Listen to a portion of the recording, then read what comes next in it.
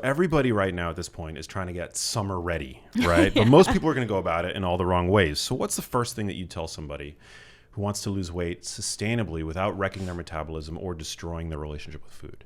Yeah, I think they're when I'm working with clients, it's a lot about trust and it's about fueling the body. It's more often than not now I'm working with people to eat more. And it is strategically eating more protein and supplementing around supporting lean muscle mass or muscle protein synthesis. Because when you think about sustainable weight loss, if someone were to go ahead and do a fad diet, or let's say they were microdosing or macrodosing Ozempic or some type of peptide, it would be really easy and quick to lose 5, 10, 15 pounds. A lot of times when you're doing that type of a yo-yo diet or something that's really fast, you're losing about 50% muscle, 50% fat. And when, all the peptides came out and they were in the news a lot more, everyone was saying like, you lose all your muscle mass. It's like, hello friends. Anytime you do a fad diet where I don't care if it's a juice cleanse or like the cabbage soup diet or some kind of crazy keto type of a diet, you're gonna have some muscle wasting. And so for sustainable weight loss and body composition changes, we're looking to put on lean muscle mass because that's a working metabolism. Every pound of muscle that you put on your body burns somewhere between 50 and 75 calories a day. So let's say I just get, most of the time I'm working with women, maybe they're between 30 and 40 years old, put 4 pounds of lean muscle mass on, and then all of a sudden at the minimum we're burning 200 more calories a day. And as you know, I'm not like a real calorie stickler, but just understanding resting metabolic rate and how muscle works to your advantage to not only balance blood sugar, provide you with a lot of energy, but gives you so much flexibility when it comes to the food that you're eating. And so a lot of times I'm working with women to look at their day, make sure they're getting 1 gram per pound of body mass. And if someone really craves a lot of sugar, maybe they're drinking alcohol, they're snacking, I may bump them up to 1.25 grams for the first 10 days to 2 weeks. That's a really good way to regulate hunger hormones because protein is the strongest lever to pull when it comes to regulating hunger hormones and getting rid of those cravings. I mean, that's why people take Ozempic is the cravings go away. And we can do that strategically with protein. Women, a lot of times that hunger regulation can happen if we dose protein earlier in the day. I'm okay with a fasted workout, but I want them eating protein at least, 30, 60, at the longest 90 minutes after a workout just to kind of see those changes. And we're leaning into animal protein. I used to, as you know, in my second book, I did a whole chapter dedicated to plant-based eating and making sure you're balancing your blood sugar in a plant-based way if that's how you choose to eat. But as I move through pregnancy, breastfeeding, I'm not in perimenopause. Like I'm cycling and in a state where I know iron intake is so critically important for me. And I know as I move into those stages of life, when hormones start to drop, I need that protein to hold on to lean muscle mass and not get sort of the typical perimenopause, menopause like pooch or, gain that 10 to 15 pounds that I've seen clients really struggle with. So yeah, I mean, it's like beating a dead horse around here. Like, let's eat some protein, but let's also be strategic with our supplementation and the timing of that for putting on lean muscle mass to work for you. So eating more protein can actually cause you to consume fewer calories over the course of the day. Oh, yeah. And it also lasts longer in your body. So an average blood sugar curve goes up 90 minutes and crashes down for 90 minutes. That's why in the olden days, they used to say eat a meal 5 to 6 small meals a day. Because if you had breakfast at 6 a.m. and you had a snack at 9 a.m. and you had lunch at noon and then 3 and then 6, you see how that works. Like, we're supporting blood sugar balance, not because we're eating foods that support blood sugar balance. Because back in the day, it was like whole wheat bread and chicken and rice. And I'm not anti-starch, but to understand that a high dose of protein, some avocado, like a healthy fat, or some non-starchy vegetables, broccoli, cauliflower, cucumber, whatever, can support your body to elongate that curve. Instead of going up and down in that 3-hour window, you see an elongated curve that can go for 4 to 6 hours. So I'd much rather see people eat 3 meals a day with a higher dose of protein. And even to the point where if I really have like a binge eating type of a client or someone who really feels out of control with food, I might make them eat a minimum of 50 to 60 grams of protein for their first meal of the day. And it completely turns off hunger hormones. It makes you feel so calm and relaxed, and they can roll into lunch and it's almost there's no appetite, but I'm forcing them to eat. And then it's easy to eat what I tell you to eat because you don't have the cravings for what, would normally catch your attention at the Erewhon checkout. Yeah. It's such great advice. I feel like a common pitfall for people who are prone to a more plant-based slant in terms of their diets is consuming foods that they've heard have protein in it, but aren't necessarily high protein foods. For example, nuts and seeds and quinoa. Yeah. And things like that. Is that something that you see? Unfortunately, when you look at plant-based sources of protein, very few are mostly protein. So one of the things that is really important for my clients and even the readers of my book to understand is, what is it mostly? I don't need you to know in your head what the Chronometer or the MyFitnessPal tells you about that food. You need to look at it and say, okay, a chicken breast is mostly protein. A lean steak is mostly protein. Okay, well, what is a bean? Is it mostly carbohydrates? It is. It's mostly carbohydrates. It's not mostly protein. What is a nut and a seed? It's mostly fat. It's not mostly protein.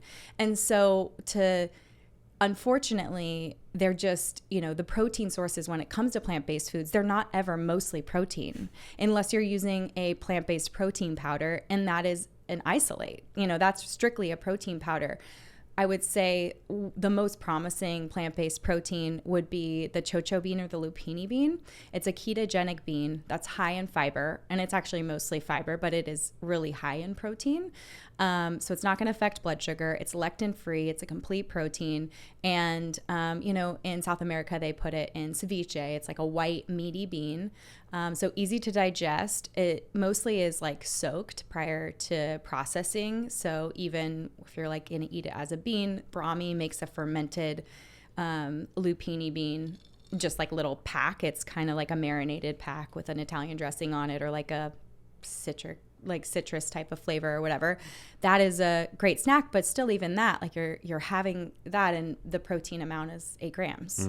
It's not getting you the leucine rich muscle protein building style protein. So it becomes more difficult. And a lot of times diving into the literature, I think there's just a belief that it's just a healthier way of eating. And I was just even on a podcast earlier today with a female wellness influencer who leans mostly plant-based, and in kind of diving in, it was mostly like, I'm worried about the antibiotics fed to the animals. I'm worried about, the hormones. I'm worried about how it would affect my hormones. And I'm sitting here going like, oh my gosh, like how amazing you would feel if you actually worried about your human health and your hormones versus what was happening, and yes, of course, I'm a huge proponent of regenerative farming and amazing brands, like Force of Nature, or you sent me First Light, which was that Wagyu was chef's kiss. So good. Seriously, so good. But even looking at, the creatine literature, which is kind of interesting. There was a study on vegans and vegetarians, and not a placebo group and a 5-gram creatine group, and they did some testing on memory, recall, and intelligence, and they found that the creatine group saw a 20 to 50% increase in their testing scores when they were dosing with creatine. So there's no source of plant-based creatine. And it's, one of the most researched supplements on the market. And if someone does want body composition changes, I do use it. And it's specifically interesting to see like a plant-based client be willing to take creatine or be willing to take collagen in a supplement form. But sometimes it's just a texture thing, or they're in their head about it. So yeah. It's hard. Well, supplementary creatine is it's synthesized. It's like neither plant-based nor animal sourced. Exactly. Yeah. So there's like, you can get over that, and you can also get a marine-based collagen, things like that if someone's really worried about it. But yeah, I mean, that's a supplement that I'm loving for body composition change, is essential amino acids. I'm going to go out on a limb and say that I think one of the biggest mistakes that people make when on a weight loss journey today is by buying products that are protein washed on front of package labeling. Oh yeah. So like ultra processed foods that claim to be good sources of protein. Yeah. It'll say great source of protein. You look on the back, it's got 8 grams of protein, but then 300 calories. Right. And there's a lot of times it's the most frustrating for me is all of the processed like protein bars or food bars. I mean, what are they mostly? They're mostly sugar and carbohydrates. They're mostly some type of sticky syrup, whether that's like a, juice concentrate or a date or something that is just a gelatinous sugar to hold all those like grains together and whatever like vegetarian based protein they've added to it. And you can't, unfortunately, when you have that many ingredients on a label, and I've seen you post like my protein bar and it's like a piece of beef or like a hard boiled egg. There's so many times when the snacks I have in my, like my purse for my kids or in the center console, it's like, it's chopsticks, it's Brahmi, or it's the Brahmi beans, it's olive packs from Thrive Market, it's the biltong beef jerky from Kalahari. My kids are so used to eating those like single ingredient foods. And I think if you can stick to that, it simplifies everything. I saw that there was a study looking at different income women and found that lower income women who cook more are healthier than women who are financially more well off, but are outsourcing meals. And it makes perfect sense. You have no control of the ingredients. You are relying on the restaurant to provide enough protein. I mean, even right before we got here, you were talking about a meal that you love and how you get the beef tartare twice. Yeah. It's like it takes a lot of work to get the protein that you need. And I just had that experience. I in between these podcasts, I stopped at Earth Bar and I got like this pesto chicken salad and then I got the side of chicken soup. And he's like, are these both for you? And I'm like, yes, but it takes work and it takes understanding like what does 6 to 8 to 10 ounces of protein look like? But when I eat that way, I'll leave here today. I'll probably sit in a little bit of traffic, but I won't need another meal for 5 to 6 hours. And that calm feeling changes your relationship with food. And that's always what I want for my clients is food freedom. Is food freedom so that you can make the right choices for your body of what it essentially needs. Essential amino acids, essential fatty acids. Amen. Yeah, even like a whole egg is still a significant source of fat. I'm not saying it's not healthy. Yeah. It's a really healthy source of fats and micronutrients, choline, all that stuff. But like even an egg is, I believe it's mostly fat calories. Yeah, and it's not protein. Exactly right. And it's not mostly protein, and it's actually protein inefficient. When you think about an egg being 6 grams of protein, that's a big wake up call for a lot of people. When I sit down and we go through the daily log and I look at breakfast and they've had a 2-egg scramble and they've had 12 grams of protein, when that meal could be 50 or 60 grams of protein, what would that do to your entire day?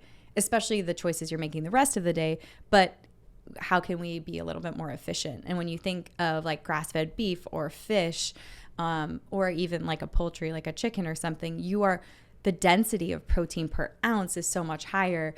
And then when you start to compare proteins like salmon versus grass-fed beef, and you've talked about this too, it's those micronutrient levels and all of the B vitamins that come with that, all the minerals that come with that. We talk about mitochondrial function and blood sugar balance and insulin sensitivity. All of those are affected by the micronutrients in your food too. So how can we get efficient? And yeah, I've actually been really happy about the trends I've seen. I'm not on TikTok as much, so don't find me there. But a girl on my team, Kylie, who's in marketing, sent me like the viral beef bowl.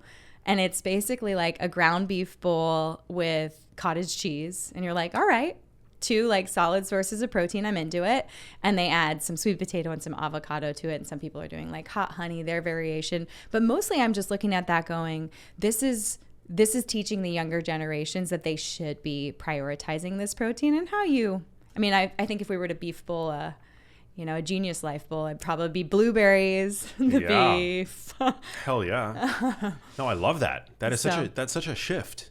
It is. Compared to like the bowls of yore, the health bowls of yore, like, grain bowls or like, quinoa, lentils, cabbage, coleslaw, like all the fiber, starch, and farts. Exactly. Oh yeah, it's like that looks great, but I'm gonna be sleeping on the couch like farting in the next hour. Yeah, I think there's something to be said about that too. And I'm a huge proponent of fiber and greens, but not to the point where you are bloated, not fitting in your jeans, feeling like you're having a hard time digesting food. Like I love the feeling of, the Fab 4 is in order for a reason: protein, fat, fiber, greens. Like you can get away with eating a large source of protein and like a cup of broccoli and not feel super bloated and feel good and keep it simple. And I think that is another way that I help people lose weight to get to the like their bikini body or whatever, is going back, like I said, with those snacks to single ingredient foods. And even with your plates, like the meals that I make are so simple. It can give Chris a thing of protein to barbecue. I'll roast up some veggies and we'll call it a day. You know, it's very, very simple. And yeah, there are some packaged foods that I love. Like we were talking about Jesse and Ben's. They're doing some like tallow oil French fries, but it's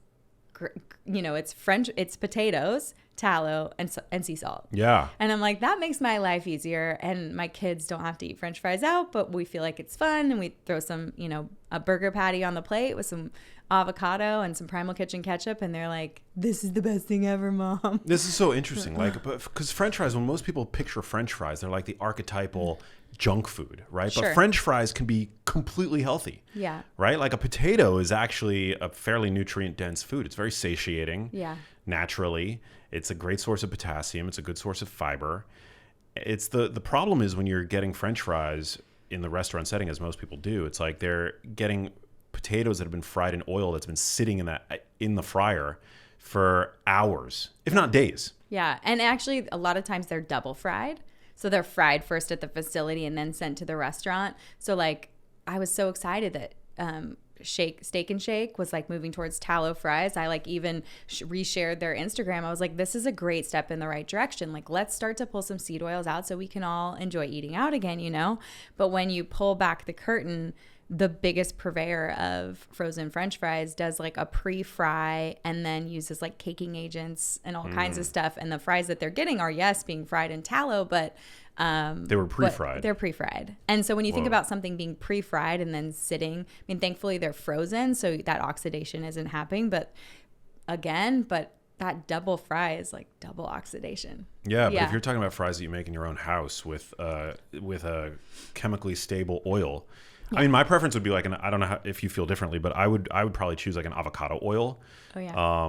Just because, I don't necessarily see like a benefit to adding more like saturated fat to the diet. Like I'm not one of these like tallow fanboys necessarily. I think tallow tastes great. Don't get me wrong. Indoor kid and not a tallow fan. Yeah, Noted. Like I think monounsaturated fat for me, like especially because brain health, avocado oil, and I'm oil. like an ApoE4 carrier, so I'm trying not to jack my LDL to like. Yeah, and it will do that. Yeah, I see no reason to do that if the fat in question is like an added fat. I don't limit my saturated fat from Whole Foods.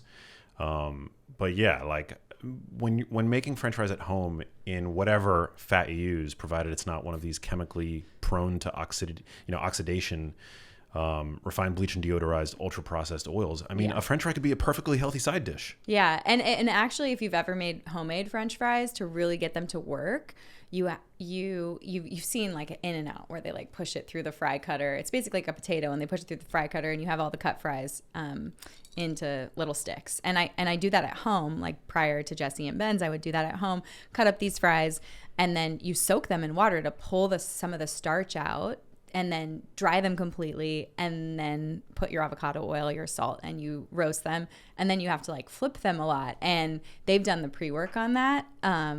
So that they literally come out crispy right out of your oven. Wow. So, I mean, as a busy mom, I really appreciate that. And I'm here to support brands like that, CPG, better for you brands. Like a Primal Kitchen has saved my life. Like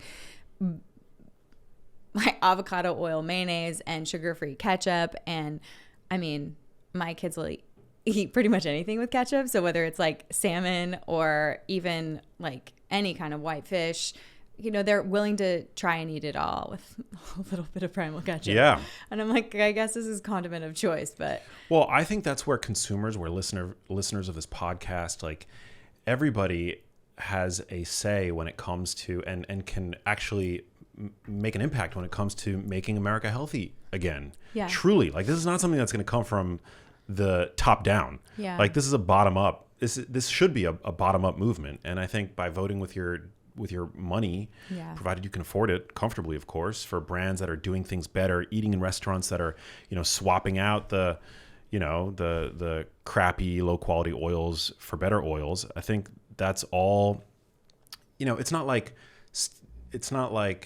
French fries fried in tallow are suddenly going to make America healthy again. But it's like now we have primal kitchens available to us because there's been consumer demand for it. And these are better products than the condiment makers have given us in for previous decades. So yeah, I'm a fan. I really hope. I mean, I can't even believe that in politics we're talking about making America healthy again. I really am. I'm a little sad that it's become so political, though, only because I feel like there's a lot of resistance to it if you're not aligned with the conservative party. And that makes me sad as a nutritionist and as a mom, because I think the whole goal is to rally behind brands that are doing better work, have better boundaries for your kids at school, look into the formula market and say, yeah, we shouldn't be giving our children corn syrup solids as their first food. Like, of course. How can we get behind, how can we pull back the curtain? How can we make things healthier? And how can we honestly, depoliticize, make America healthy again? Because the reality is this is your president, and this is RFK is the secretary, and he's here to make changes, and we should be excited about that. Amen. Yeah. Like, we really, truly should. And just to think about our children's health and put all of that aside to say, yeah, let's demand better. Let's get the dyes out of the food. Let's get the sugar out of the food. Let's stop making food so addictive that it's like a drug. Because I can tell you, whether it's my children, their friends at a birthday party, or adult clients that I have who have such strong addictions to and food memories with their, Flamin' Hot Cheetos or their sugary coffee drink at Starbucks. And it's just a bummer, because they hijack the brain, and it doesn't put our children or the American population at an advantage. It puts us at a disadvantage. And so getting back to whole foods and upping your protein and making foods at home, it really makes a difference in your life. And I know it's not rocket science, but it's consistency and commitment over time. So I would say for anyone looking to change body composition for summer, because that's what we'll bring it back to the theme of the show. It really, I would say the biggest levers you can pull would be starting to lift, to put a little muscle mass on your body, and supporting the muscle mass, the protein synthesis with leucine-rich proteins, complete proteins. And even if all you do is focus on that first meal of the day and knocking down 50 to 60 grams of protein, let's just focus on one habit at a time. Because when it comes to actual changes when I see positive changes in someone's life, they haven't said, I'm going to change everything. I'm going to do a cleanse. I'm going to do a diet. They take one or two things and they add, I'm going to add working out 3 days a week and lifting. I'm going to adding, 4 to 6 ounces of grass-fed beef or salmon or protein, complete protein to my first meal of the day. I'm just going to see what happens. And then it's easy. It becomes so much easier when the food noise is gone. And that's why people quick fix with semaglutide, because they're not thinking about food, but we can do it with food. And so I would encourage people to do that and try that first. It's also a lot more affordable. Yeah, it's ask yourself before reaching for the shot, have you ever tried to incrementally increase your protein intake? Yeah. Have you ever tried to actually eat a high protein diet? And most people haven't. 2 eggs for breakfast is not enough. Yeah. That's 12 grams of protein. Most people haven't. And when I have clients journal and actually track the food that they're eating, on average, women are getting less than 60 grams of protein a day. And that's not getting you, even creatine, when we look at creatine, which is present in animal protein, or our body synthesizes it from arginine, glycine, and methionine. Basically, arginine and glycine come together, they make GAA, it's methylated by methionine, and then all of a sudden you have creatine. And creatine can be used to support ATP or energy production. Well, it's you have to eat 8 to 10 ounces of animal protein to get that 1 to 2 grams of creatine, and most women aren't there. They're getting their, salad at the salad bar and getting the chicken on top, and it's 3 ounces. And we're just not meeting their demand and the need to, one, have that energy, or even just have that satiety. So take a minute, journal how you're eating, 3 to 5 days, write down what, even if you're guessing and you're looking, you're like, that looks like about 3 ounces, or if the menu where you purchase the food tells you, like, write it down, count up those grams, and that would be the only thing I'd count, like how much protein you're getting, because I can guarantee you that you're severely under eating. How do you feel about egg whites? Whenever I go shopping for my weekly grocery haul, like I'm always putting a carton of egg whites, like pre-separated into my shopping cart. Yeah. I love whole eggs, but as I've mentioned, you're getting 6 grams of protein in a 70-calorie package. Like I'll routinely scramble like 2 or 3 whole eggs, but then I'll add in 2 to 3 servings of egg whites from the carton for an extra 10 to 15 grams of protein. Well, that's a great way to increase protein efficiency from eggs. Like, I have no problem with that. It does kind of remind me of college, I'm not going to lie. But it is, if you love eggs and that's the way that you're getting more protein, great. And if you're like not into egg whites, but you want to add like some chicken sausage or some leftover protein from the night before, don't be stuck in a breakfast box. That's what I would say. A lot of times, obviously, like we talked about, animal protein is going to be more protein efficient, but adding those egg whites is gonna make that scramble way more dense in protein. So what I started adding to my scrambles? I did an analysis a couple of years ago where I looked at all of the different cheeses available to us, and I discovered that Parmesan is like the protein shake of the cheese world. Like it's got the highest proportion of protein. And for whatever reason, I don't know, maybe this is more common like in Italy among Italians, but I just intuitively, I never thought to put Parmesan on eggs, like on a scramble. Like for me, it's like mozzarella or like cheddar or whatever, even American cheese. I don't know who does that, but I feel like I had that at some point growing up. Pull it out of the plastic. Yeah, it's so processed. Thanks. I mean, they make like Organic Valley, I think, makes like a good American. But yeah, so I started buying shredded Parmesan, and it's so good on eggs. And you're just adding in 1 serving of Parmesan, it's like 10 to 11 additional grams of protein. Look at you. Of delicious. We're just now everyone listening can have their scramble because they've just added 10 to 15 grams of their egg whites and 10 to 15 grams of their Parmesan, and that Parmesan is so salty and delicious, and it's lower in lactose. So when you think about cheeses that like buffalo mozzarella that's kind of milky, you can see like, oh yeah, there's almost like a milk byproduct in it that's going to be higher in that milk sugar, lactose, be harder to digest. If you move to those like Italian hard cheeses, I'm all for it. Yeah, protein loaded. You can also, I don't know if you've ever done this, but you can mix a little bit of collagen into your eggs. Okay. Like, assuming you're scrambling them, which is, I do that pretty much every morning these days. Yeah. Doesn't change the flavor or texture at all.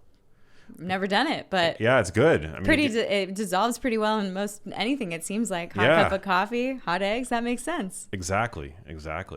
What is your, like, if you had to devise, like, say you're putting together a shopping list for a client, like all the high protein, quote unquote, fat loss foods. Yeah. What would be on that list? Well, I want to know like how often they're in the kitchen, but let's say they're like a novice and they just want to get healthy and clean. I would say a grass-fed ground beef or a bison is like a no-brainer. It's so easy to, crumble a ground beef in a pan and all of a sudden you have a high quality. You can even choose like only a 7% fat if you wanted to like lower the fat of that. Or if you're into like a lean steak, something like that you can just fry up on a barbecue or in a pan, that's easy, no brainer.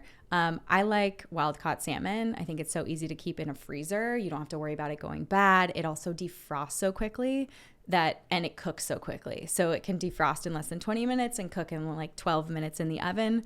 Really easy, high protein. I love little sardines in a can. In the health world, it's kind of tough, right? Because you're like, okay, cans, BPA linings, plastic there's so many things to worry about. And the reality is, as I always take it back to the basics, and I say, like, is this tool providing you more benefit than stress? And so with like a can of wild salmon or some sardines, some like nice tinned fish, that's a fast and easy way to get a high dose of omega-3s and protein in your diet. So I love that. We always have eggs. I personally haven't done a bunch of dairy, but that's because my boys have eczema. It's like genetically passed down from my husband. Sorry, Chris, it's your fault.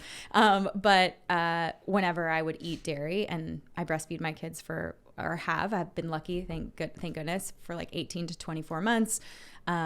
it would trigger eczema if I ate dairy. So I was kind of off it, but I do love an A2 or a grass-fed Greek yogurt or a cottage cheese, a parm, or even like a drunken goat, which is like one of my favorite cheeses from Whole Foods.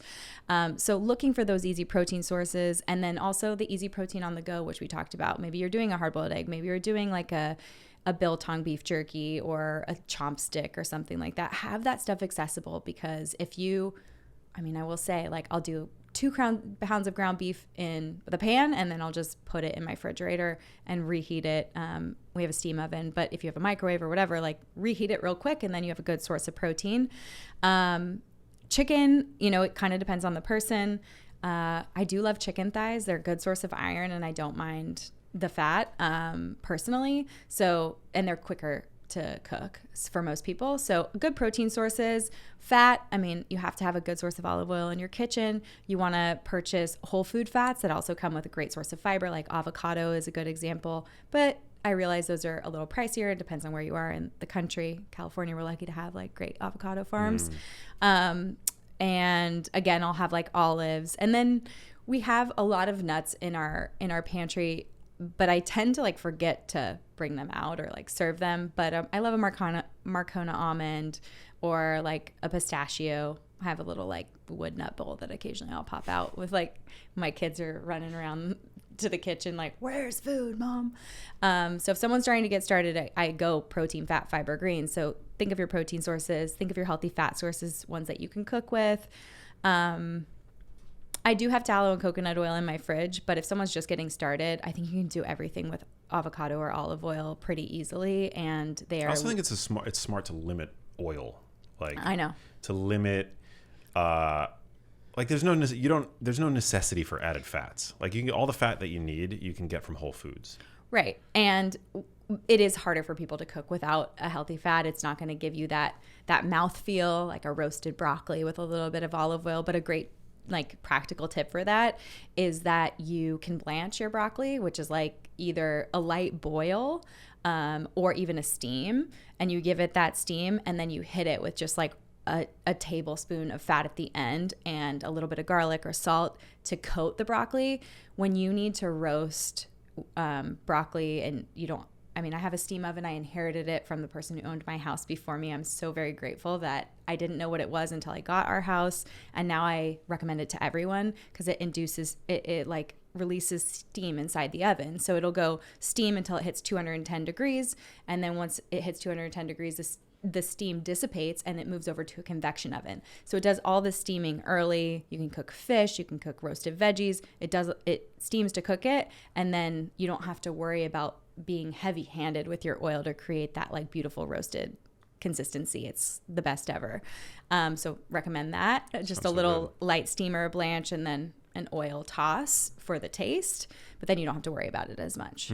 But yeah, people can get heavy-handed, not realize calorically what they need to metabolize. And again, I hate being like a stickler when it comes to calories. I don't want to trigger old dietary habits, especially in women, around calories, because I think you can have freedom around that with guiding principles. And yeah, not being heavy-handed with oil is a good guiding principle. Yeah, that makes a ton of sense. I just find that like the oil stuff, like the calories, just they add up real fast. Like whenever I'm at Sweetgreen, I love Sweetgreen, but it's always a crapshoot. Like, are they putting 200 calories? Are they putting 100 calories of oil in my salad, or are they putting 500 calories of oil in my salad? Like, you have no idea. Yeah.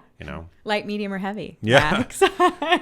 Well, yeah. But then if you're adding roasted veggies that they've already roasted, or you're adding things that they're like crispy toppings, all of those have their own amount of oil and fat that they've cooked in or roasted in before even putting them on your salad. Yeah. Do you mess with any of like the high protein, like, it's kind of a dirty word these days, but like ultra processed foods? Like, are there any that you actually enjoy? Like some of these like high protein cereals. I know like we're both generally fans of Magic Spoon. Yeah. Right? Yeah. So that's another one. So Magic Spoon I ate like while I was pregnant with Sebastian, and then Magic Spoon is whey. So I hadn't been really able to eat much of it while I was pregnant or breastfeeding when I'm pregnant, I do eat dairy. So when I'm pregnant, I would have Magic Spoon, but then when I was breastfeeding, I couldn't, because that whey protein would cause the eczema for the boys.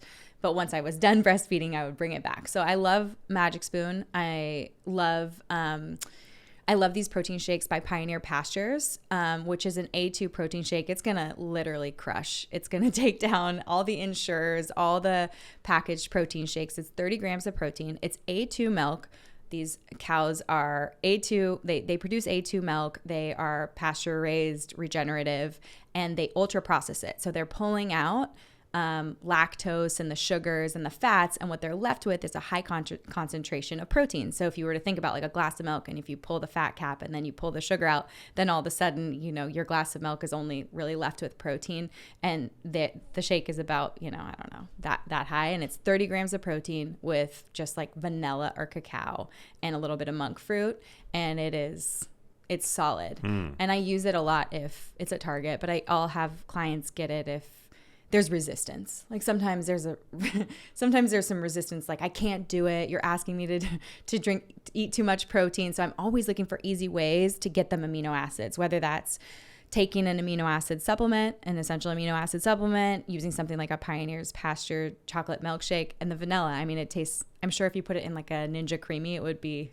ice cream. Sounds really so good. What's the brand again? Pioneer Pastures. Yeah, I gotta try it. I mean, I like Slate. Like, I'll buy Slate if I'm traveling. You know, you're gonna have to give me one of those. Yeah, I'll try it because it's relatively easy to find. Like, if there's a Sprouts nearby, whenever I travel, I generally will Instacart to my hotel like Mountain Valley water in glass, and if they have Slate, I'll get some protein, some of these like ready to drink protein shakes. Yeah. Blueberries and the like. Are there any protein bars that pass the Kelly LeVeque test? Yes. Now, it does have tallow in it, but it's called the Jacob bar. Oh yeah, Jacob's great. Yeah, out of Austin, and I found them through my friend James, and then from Element, and then also saw them at Fermentation Farm, which is a fermented restaurant down in Orange County. They make like triple fermented sourdoughs. They make all the sauerkrauts, the kimchis. They have a grass-fed chili there that is just to die for, but they also have like a little grocer. And I was like, oh, these are here. That's great. And it is a whey. It's a dairy-based protein, but minimal ingredients and 20 grams of protein. Tastes super good. Yeah, and they are really good. Their berry is actually surprisingly good. It has some dehydrated berries in it that kind of have like a little crunchy pop. I love it. Yeah, and it's not overwhelmingly berry flavored. Yeah, exactly. Like it's mostly bar with like bits of berries. Yes, yeah. It's super good. Yeah. I haven't tried the David bar, but I'm not sure about it. I'm not a fan, really. Yeah. I mean, I didn't love the ingredients. Here's the deal. I mean, in full transparency, when I saw the macros, when I saw the nutrition facts label, I was like, I'm in. Like, I'm way in on this. And then I bought a bunch and I was eating them, and then there was like, I don't know what happened, but it's like almost from one day to the next, I couldn't stomach them any longer. Like, it's not that they were giving me, you know, a lot of people say that they're like a gut bomb. I didn't have any digestive like issues as a result, because they do use this weird fat that has been modified so as not to be digested, and it just kind of reminds me of like that Olestra stuff back in the day. Like, eat chips and then have grease come out your booty. Come out your booty. Yeah, people were like blowing out their underwear with oily residue. It was so gnarly. I was like in college when that was really popular, and I just remember being like, what? Yeah. So I reached out to them because I was like, wow, this is gonna be a game changer. And I was really interested in maybe getting involved, but then but then for whatever reason I couldn't eat them anymore. Like the flavor, just like I got this real sort of like stomach turning like response to them from like a flavor and texture standpoint. And then they reformulated them. So they took out, initially I liked that they were naturally sweetened. Yeah. And now they've thrown in all of these artificial sweeteners that I just don't want to eat, like maltitol, and I don't even know how to pronounce it, but acesulfame potassium and sucralose and all this stuff. So so I'm not a fan. But that's a bummer. Yeah. Oh well. Yeah. But the Jacob bars are great, and then I also really love Build bars. Have you tried those? And I have no affiliation with Jacob or Build, but Build bars. No, but I see those everywhere. Yeah. I haven't tried those yet. I've spent a good chunk of money on those bars. Those are pretty damn good. The puffs. Yeah. Yeah, they're really good. 140 calories, 17 grams of protein. Best macros I've found, and pretty clean in terms of the ingredients. Awesome. And super tasty. Well, I'm also, I don't know about Build Bars, but I'm always looking for like that easy protein like you're talking about. I'm excited for our friend Morgan Zanotti.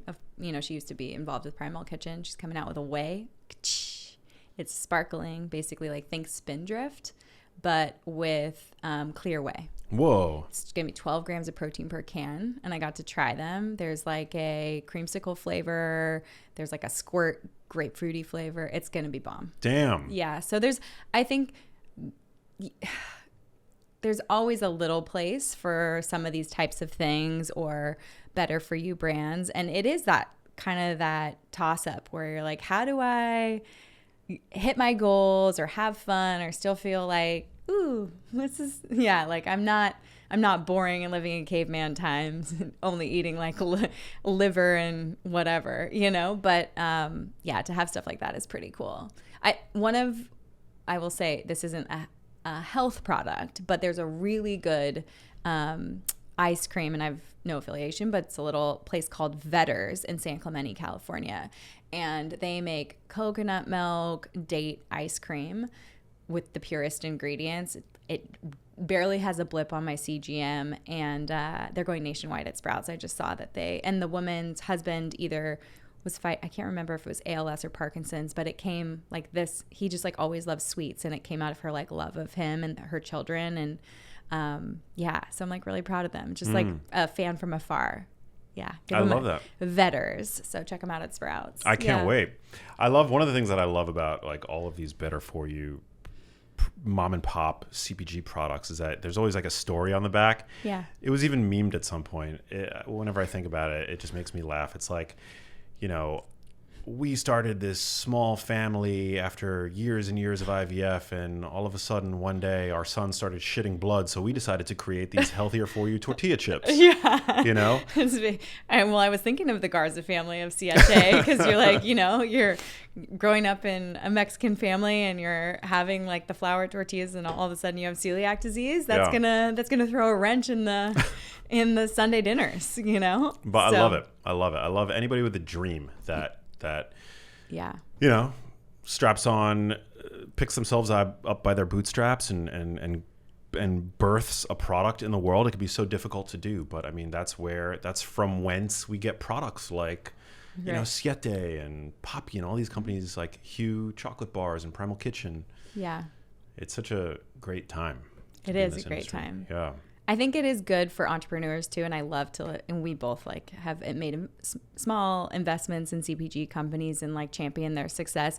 If anyone is an entrepreneur listening, I think if you have a personal need for something and you talk to people in your space, whether like it's me and I'm, a busy working mom who also wants to put homemade meals on the table for their kids, if that's your pain point, talk to your friends about it. And if you all have that same pain point and you can answer that call and answer that question and make something to like help people, I mean, I put your money where your mouth is. Go for it. Like go all in and don't be afraid, because a lot of times people are afraid to take a risk. I mean, I have a kitchen tool coming out actually, which I'm pretty stoked on, which will come soon, but it came out of that exact thing. It was like, gosh, I really need this, and no one's making it, and everyone makes it in plastic, but it's like on a hot pan, and we can't do this. So I'm super stoked. Ooh, I love that. I'll get you one. So exciting. Yeah.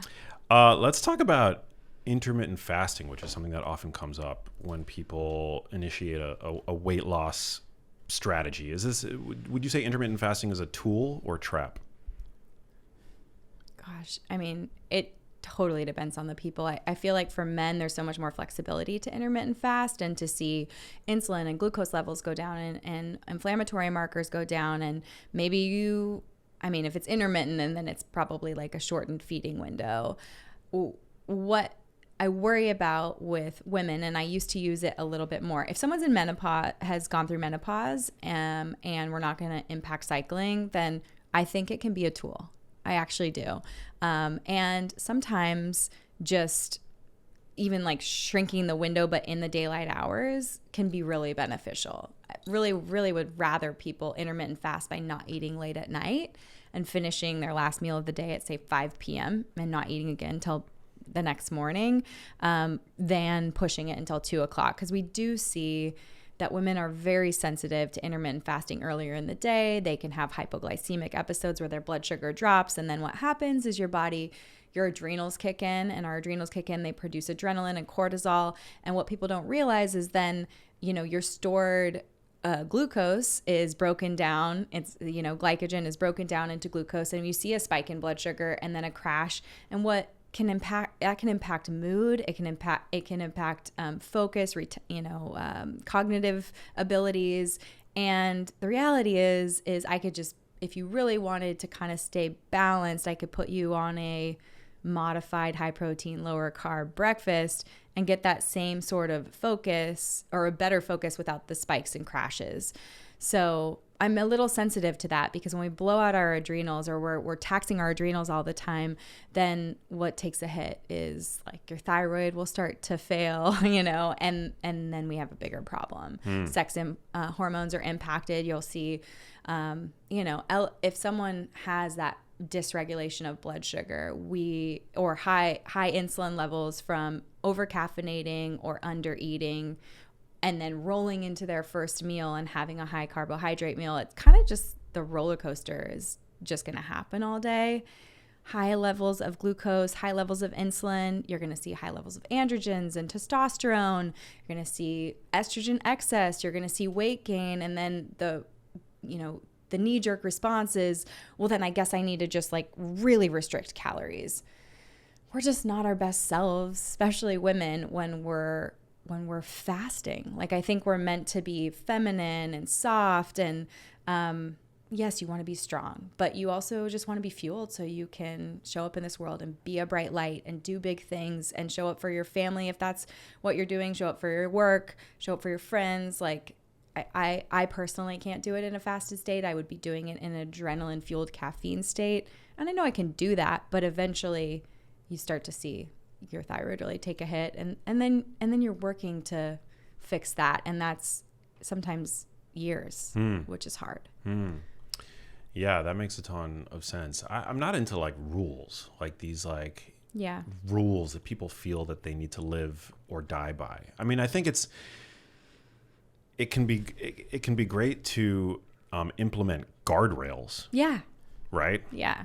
But like, I don't think anybody should feel the pressure to, I think black or white thinking just doesn't help anything, particularly these days. Like any topic, any, strategy, I think we need to all embrace a little bit more nuance. But yeah, this idea that you have to, constrain your eating window within a certain time frame, I don't like that. But on the other hand, I do think as a tool, it can be really useful to, say you want to set a gentle guardrail for yourself to stop eating after dinner. Yeah. Like most of the things that people tend to eat post dinner generally are typically not the kinds of foods that would be supportive to a weight loss, to a fat loss journey, right? No, it's the Betters, it's the huge chocolate. Yeah. It's I can tell you it's the Simple Mills graham crackers that my kids love. Like, if I'm reaching for something after dinner, more often than not, I underate protein up until that sort of afternoon hour, and I'm trying to play catch up, or I used caffeine or adrenaline to get through my day, and it's biting me in the butt. And so I think, yeah, you're exactly right. Yeah. Like 12 hours, keep it to a 12. I mean, if you want guardrails, like don't eat outside of a 12-hour window. Like if you're up at 7 a.m., don't eat after 7 p.m. But absolutely, like if you can make dinner your last meal. And that's one of the things I'll do. If someone has a sweet tooth, I will actually make them have something sweet after their dinner. Say, okay, here are your dessert options. Like have an ounce of dark chocolate, have, I don't know, maybe a little Greek yogurt with some chocolate protein powder. Like find your dessert, your sweet bite, but have it right after dinner, because we're not going to see that huge spike and crash versus like if you were to wait and digest that food and have like say a 5 or 6 o'clock early dinner, and then 8 o'clock rolls around, you're like, ooh, I want something sweet. That blood sugar roller coaster or that spike is going to go up a lot faster, and you're going to fill your body, your bloodstream full of insulin prior to sleep. And that's not what we want right before bed. So have it, if you know you love dessert, like go for it, but please have it right after and around your protein based dinner. Yeah. See, I like savory. And I found these protein chips by Quest. Is this the chicken chips you were telling me about last time? No, those are pretty good. Okay. But those are still, I would say, those are tasty, but they're still like mostly fat and carbs. But they're better than like your standard potato chip. Yeah. Don't get me wrong. But no, they're Quest chips, like tortilla chips. Okay. And they come in myriad flavors like chili lime, and I've gotten zero affiliation with Quest. In fact, I would love to have an affiliation. But actually, can you please sponsor the podcast? Can you please sponsor, or at least send me free chips, because I buy this stuff on Amazon, like on Subscribe and Save. And they're like tortilla chips. They're ultra processed. Like, don't get me wrong, they're very processed, but it's like 20 grams of protein in a 140 calorie bag. Oh. So usually, like, I've got a few bags in my cupboard, in my pantry, earmarked for snacking. I'm raiding your pantry before I head home. Those are super. So I'm not, it's not like you can't eat after dinner, but it's like if you are, maybe there's like a better for you option, like a higher protein variant of what you might otherwise consume. Yeah. For me, it's like these tortilla chips are so good. Like I look forward to them, Yeah. You know what's really funny is when I get tagged on Instagram with my protein powder, 9 times out of 10, they're making ice cream with it. Like in this Ninja Creamy thing that apparently I need. Ninja, hello. Yeah, people are talking about it. I've seen the YouTube, like they must have just thrown a bunch of them out to like influencers. I think so, yeah. Probably. I didn't make their list, but either way, it's like that. It's like I said, a little protein powder and some Greek yogurt. I do a hot chocolate with my protein powder, Element chocolate. Like you can kind of get away with that with maybe a little bit of like creamer or coconut creamer to make it like a little bit yummier, or the creamy. So, I mean, there's ways to kind of hit that note of sweet in a protein balanced way. And I don't think there's anything wrong with that, especially if you're just getting started and you're one of those women who are hitting only 60 grams of protein a day. You've been, not feeling calm and relaxed around food. You've had a history of eating disorder, anything like that. Like, let's take it head on. Let's hit that 1.25 grams per pound of body mass and kill all those cravings. And that's just like 35 grams of protein per meal for a woman, right? Like or a 150 pound person roughly. Yeah. It's like 100. Yeah. It's like you want to generally hit about 100 grams of protein a day. Well, so I'm like around 127, 28 pounds on average. Like I'll vacillate depending on the time of the month, but I'm always looking to hit 120 grams of protein a day. Oh, so you're getting like a gram per pound of body mass. Yeah. And if someone's like pregnant, breastfeeding, really wanting to change their body comp, what I was saying is if we go to 1.25, so for me, that'd be like 160 grams of protein. I'd only do that. I do that for like 10 days or 2 weeks. And then all the like noise around food goes away. And then you're in the rhythm of craving that protein. Because that's another thing that I come up against where I'll work with a client and they'll tell me, I wake up in the morning and I just want like a piece of toast or a croissant, or they're craving more of the carbohydrate-based foods. And I think it's really normal if that's been your history. And one of the best ways to get over that is to force yourself to eat protein for a few days in a row, and then all of a sudden you'll start craving what you're eating. And I think that is just such an important lesson for people to learn when you're trying to intuitively eat. And we talked about this maybe at last episode or the episode before. It's like if you're on a blood sugar roller coaster and all you're eating is carbs, all you're going to crave is carbs. So you're not really intuitively eating. You're just finding yourself on a crash and craving more sugar. Yeah, it's not. You're full of insulin and your blood sugar is going down. Yeah, that's not intuition. That's addiction. Yeah, exactly. So, how do we? If we're balanced, we can intuitively eat, and we will lean towards those higher protein, nutrient dense foods. Yeah, I love it. Also, I think it's important to kind of do a self-assessment of when you tend to feel the most hungry and for what.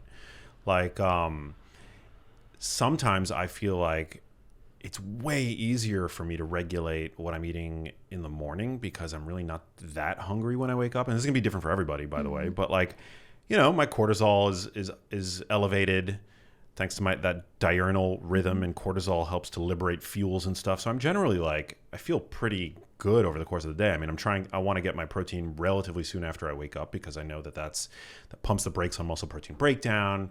It's going to regulate my hunger over the course of the day. But it's a lot easier for me to, mix the egg whites in with the eggs and be a lot more deliberate about my morning breakfast as opposed to what I'm eating later in the day where my meals tend to be more social. Oh, yeah. So I'll be a lot more diligent in the morning, making sure maybe I'm skimming out some of those fat calories because I know that dinner is often a crapshoot. You're at a restaurant and they're going to be heavy-handed. Exactly. I could end up at a restaurant. Like I could be watching the latest season of White Lotus around the TV with my brothers, wanting to snack on whatever garbage they've got in the kitchen. And it's a social thing. I don't want to be like a stoic or whatever, or an ascetic. Yeah. And so, it could be useful to kind of like figure out and ritualize the points in the day where you have the most leverage.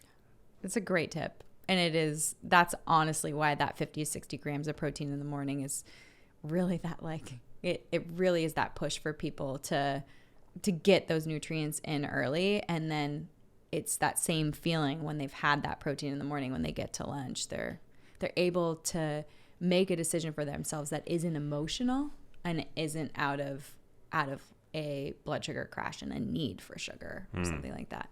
Yeah. Such good advice. Kelly LeVeque, you are the best. I always have fun with you, Max. So much fun. I love you. You're amazing. Yeah, thanks. A beaming light, a wealth of insight. And somebody who I'm proud to call a colleague in this. Yeah, we've been friends for so long. I know. And tomorrow you'll be like at the gym and like making your egg whites, and I'm gonna be with Chris in the kitchen being like, "No, you put that in the lunchbox. I'm taking them to school. Fill the baseball backpacks." Life is crazy in my house. It's funny the directions that life can pull you in. It is. But it's always good to tap back in and get back together and talk all things. Amen. Health and nutrition. Well, where can people connect with you on the socials? I know you've got a fantastic podcast, and I was on it very recently, and I loved that conversation that we had, by the way. It was really good. Yeah. Yeah, you always bring so much knowledge and understanding of nutrition, but also a really balanced approach, which I think is why we've gotten along so well over all the years, is just, not having hard rules, but pushing yourself to grow or try things and see how you feel and bring in what works and kind of, silence the noise when it doesn't, which is really important. I loved having you on the podcast. So that's at Be Well by Kelly podcast. So I have a podcast. I have my Body Love books, Body Love and Body Love Every Day. I'm on all the socials at Be Well by Kelly, KellyLeVeque.com. I have all of my protein powders. The Chocho bean protein is our vegan grass-fed beef isolate. We have an essential amino acid blend from Japan, which is, they have meticulous purity, and I'm really proud of that. So that is a leucine-rich essential amino acid blend. 1.5 grams of that blend is the same as 40 grams of whey protein when it comes to muscle protein synthesis. We have a magnesium, which is sucrosomal, so like liposomal. It's more bioavailable than biglycinate and all the rest. What else is there? I have our creatine, which Crevitalis, that just launched. So that is a micronized CreaPure. So the purity from Alscom in Germany, but micronized without the GI side effects. That's probably it. My new book, I'm really excited about. I'm just going to plug it. Yeah. Because I want moms and dads who are listening to head to my website and /sweet deal. So my next book is called Sweet Deal, and it's a parents pact. No sugar in schools, no sugar in sports, no sugar in sanctuaries. I am trying to create a movement across the nation around better boundaries for our children. And that is not to say they can't have sugar. No, I'm having better boundaries for parents so that we can actually celebrate with sugar. It's taking sugar away as a reward or a bribe or an incentive, and instead putting it back in the place where it should be, which is around celebrating. So the goal would be it gives parents more freedom outside of school and sports to say, make Gigi's famous gingerbread cookies, or go get an ice cream and have a moment as a family, as an actual event and a moment, versus dosing our kids with sugar because they turned in their math homework, sat on their dot at preschool, or ran to first base. Sugar should not, it just devalues the activity of learning. It devalues sports as a way to be metabolically healthy. It devalues our relationship with God, whatever your relationship with spirituality is. And so I'm trying to protect those places, and I need all the parents to join me in this movement. So I have a questionnaire there that is going to aggregate parents' answers around how much average sugar they have, their children have, like how they feel about it. And so doing a little research for that book right now. And I'd love for, if parents have an opinion about it, to head on over and help me out. Well, parents should, because I mean, kid population health is bad, but when you look at the statistics surrounding chronic disease in children, I mean, so many. It's astronomical. It's almost about 30% of kids are either overweight or obese. And it's really bad. On average, kids are getting 17 teaspoons of sugar a day. Wow. That, and that is out of control. Damn. So I wonder how much of that is attributable to the food supply versus just parents who are just so beaten down and strung out and exhausted. Well, I think what the biggest problem that I hear among parents is you don't want to alienate your child. You can protect them until they get to school. And so I think about Sebastian. He, we would have little sweet moments together, and obviously he'd have sugar, but he was eating our food at our house and, at his grandparents' house. And then the minute they're in school, you're packing their lunch, if you pack lunches, or if you're using the school lunch program. But for packing Bash's lunch, he's got a protein, he's got veggies in there, he's got, some crunchy things, but I control the sugar. The problem becomes, it's so-and-so's birthday and they brought in, 24 blue dye frosted sprinkled donuts. Then, the school had a fundraiser, so there were popsicles. And then, anytime you turn in your math homework early, you're getting to pick from the candy drawer or the gummies.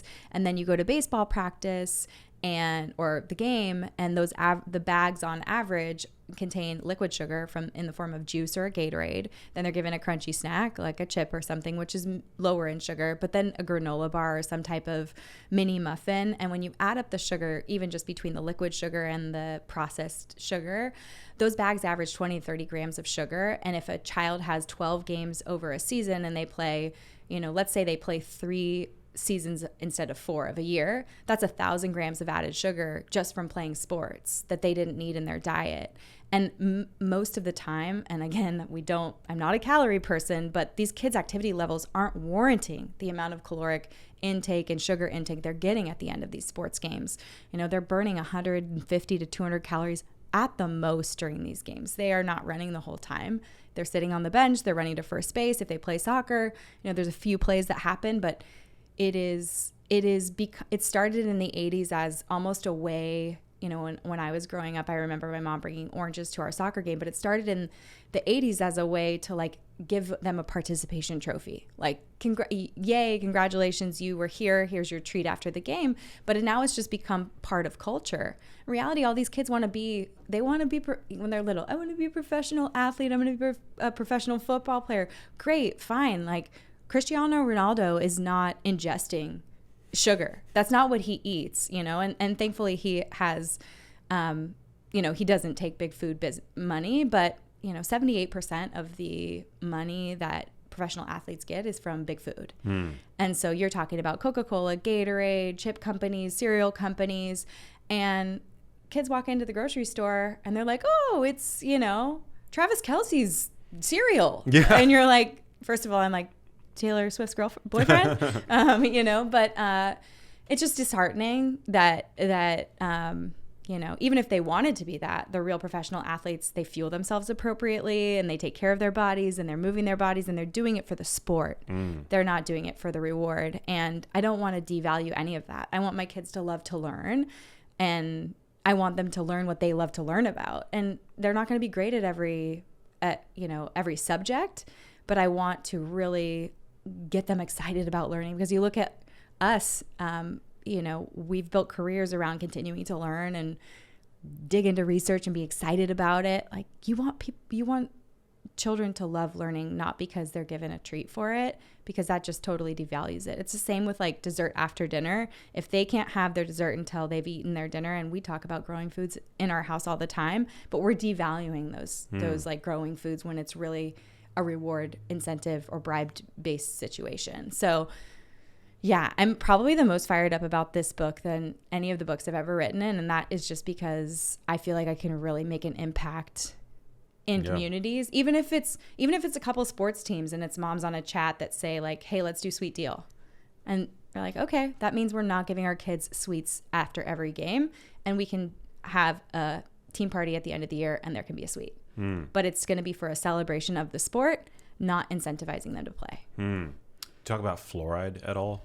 In the book? Yeah. Not yet, no. Well, it's interesting. I mean, I wouldn't call myself an expert on fluoride or anything, but it's, there is now a bounty of data coming out and even acknowledgement from our regulatory agencies that fluoride in municipal water supplies is linked to lower IQs in children, right? 100%. And to me, what's so frustrating is, first of all, you're gaslit whenever you raise a concern about it on social media today. You've got people who have garnered trust through their credentials who just continue to gaslight any public concern about fluoride. First of all, like, this is a medical treatment that I'm not opting into. Like, you should be able to have the choice of whether, like, you sell fluoride at CVS. Let me put it in my water if, like, I actually want fluoride in my water, which I don't, of course. Yeah. But wealthier people can afford reverse osmosis purifiers and ways of getting fluoride out of their water. So this is something that's disproportionately affecting people, of low socioeconomic status, possibly affecting their offspring's IQ. And it's just like creating a vicious cycle that's keeping people who are already stuck in poverty trapped within it, essentially. If the causal connection ultimately comes out, and becomes clear. But the fact that we're not even allowed to like ask these questions to me is so frustrating. Yeah, I do. My heart really hurts for especially the impoverished, because you think about, even just food stamps or SNAP program, like allowing you to buy all big food, processed foods, sodas. And I know there's been some really heated arguments online about people, they should have the freedom to buy whatever they want with SNAP, but unfortunately, it's with like your money. Yeah, yes. You're like you're buying soda. It's giving you diabetes. You're needing your chronic lifestyle disease, and you're needing to be on a medication for years and years of your life. That's just no quality of life, And when it comes to fluoride, like, I love Dr. Stacy. She's up in the Pacific Northwest. She's a dentist. Definitely, if you haven't had her on the show, you should. Yeah. She's great. I had her on when Sebastian was little, and she's like, pull that pacifier, he's going to be a mouth breather, and she saved the day. But she also was very involved in that, in a big lawsuit up in San Francisco that really started to share and show the research in fluoride and its impact on IQ scores. So she would be a great addition to the show. Yeah, the SNAP thing is very interesting. I think it's always important to steelman the opposing argument, to like make sure you fully understand what it is that they're arguing for. And it's like, people will say, well, you're just further punishing poor people by disallowing them to use SNAP to buy soda and things like that. And I'm like, no, I'm not. First of all, SNAP stands for Supplemental Nutrition Assistance. There's nothing nutritious about soda. Second of all, they're using taxpayer dollars to buy these foods, if you even want to call them that are clearly associated with chronic disease, which are then further bankrupting Medicaid, right? Right. So it's just and that's really hard too, because if they're working really long hours and they don't have the bandwidth, the time, or the education to know about their nutrition, it's just an absolute privilege to have the time to research nutrition, talk about it. Yeah. Like, most Americans are working more than 9 to 5, multiple jobs, and especially if they're on SNAP, they're outsourcing some of that knowledge, and we're just allowing them to create disease in their body. Most people have no idea that food affects brain function. Like, this is something that I learned in my late 20s. Yeah. Right? And I'm a fairly savvy person, but I was already very passionate about nutrition at that point, and I had no idea that there was a connection between what I was stuffing into my face and the way that my brain was working on a moment-to-moment basis. And people are maybe able to make the connection between what it is that they're eating and their weight and their risk for type 2 diabetes and all those other chronic conditions that that we routinely will rattle off. But like, what about the impact that it's having on their cognitive function, on their ability to like earn a living wage, to show up for their loved ones, to raise happy, healthy kids, you know? Yeah. So, yeah. Gets heavy, Max. It does get heavy. It gets heavy. Yeah. So that's how I'm going to do my part. Love it. Yeah. Well, you're the best. Thanks for coming out. This was super fun. So fun. Thank you, everybody, for listening. Love you all. And I will catch you on the next episode. Peace. Bye-bye. Hey, if you liked that video, you need to check out this one here, and I'll see you there.